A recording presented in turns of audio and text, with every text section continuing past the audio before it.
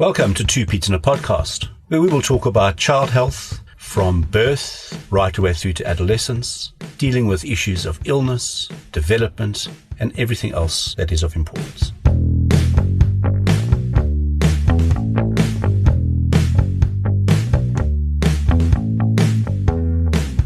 Hello, and welcome back to Two Pete's in a Podcast. And we are in the middle of our complications following tonsillectomy. Do you want to start us off? Okay, so let's wrap this up then and say, so you would, after you've performed a tonsillectomy, everything goes well, when would you like to see the patient again just for that checkup and make sure everything's fine? So in my practice, it's based on practicality. The biggest thing in South Africa is about parents and their jobs. So to avoid them coming in excessively, I've now tended to make the first visits about 10 days post-operatively. And if that visit, if virtually everything is healed, I don't need to see the child again. But otherwise, I may see the child once more in about 6 to 8 weeks post-surgery. But the first visit would be roughly about 10 days to 2 weeks based on the parents' availability.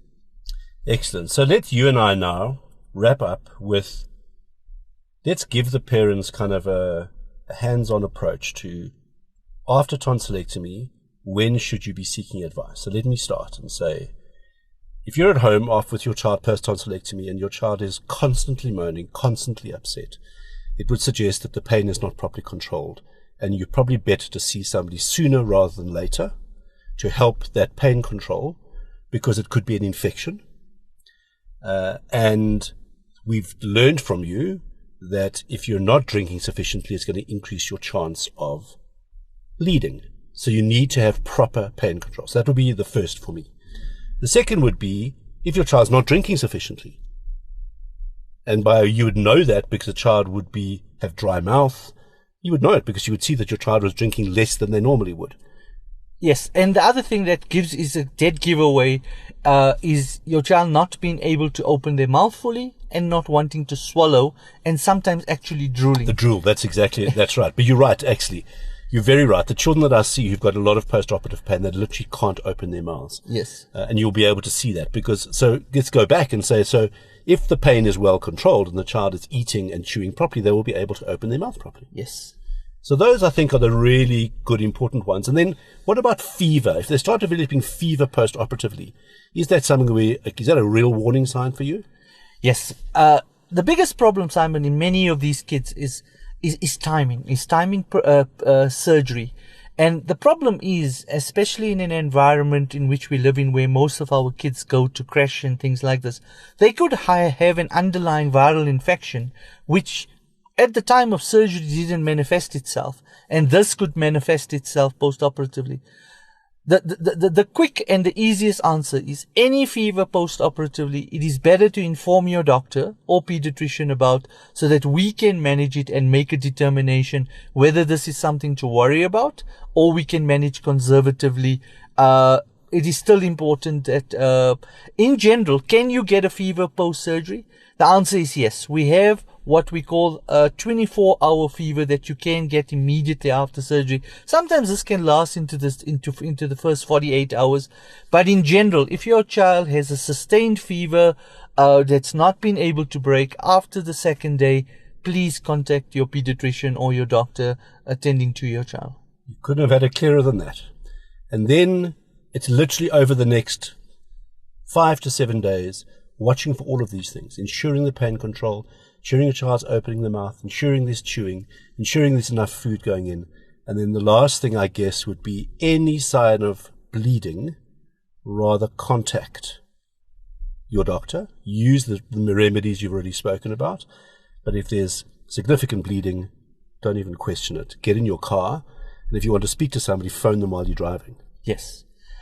So just to give you an idea, just to go back, in the old days, when we had no access to motor cars, no access to telephones, and no access to hospitals, or as easy access as we do today, this entire procedure, you would be hospitalized for a week to 10 days, IV antibiotics with a drip, and you'd be fed in theater, in the ward.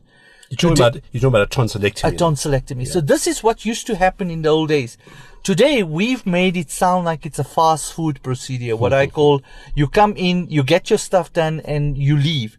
No. The risk around this operation is still the same.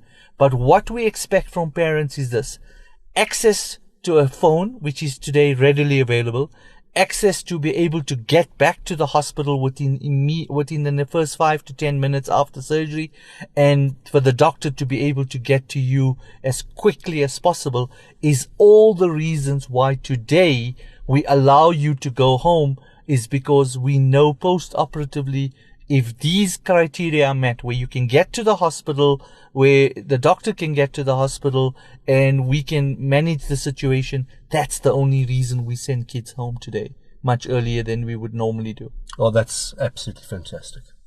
And let me just clarify. When I said make the call while you're driving, I meant the person in the passenger seat make the call while you're driving. Don't make a call while you're driving. Yes. But you get the point that I'm making. So Ismael, this has been absolutely fantastic. I think we have given our listeners a really good overview, detailed overview with lots of useful information. So I'm going to extend a huge thank you to you, and we will certainly have you back at any point when we're talking about ENT procedures. So thanks for joining us, Ismael. Simon, I want to thank you and Michael. It was an absolute pleasure, and thanks for everybody who's listening. Thanks for everybody, and if your children have allowed you to, thanks for listening. Thanks, guys.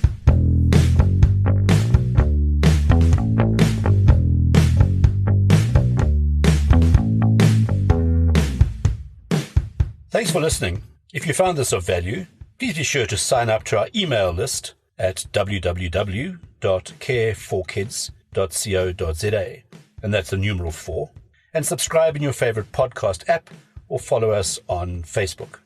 At 2 Pete in a Podcast. At 2 Pete in a Podcast. TWO, not the numerical 2. This is our disclaimer. The information we have given you in this podcast is our own personal professional opinion. We're giving it to you for your own information. Please don't use it to treat yourself or to treat anybody else. Rather, go and see your own medical healthcare provider and follow their advice.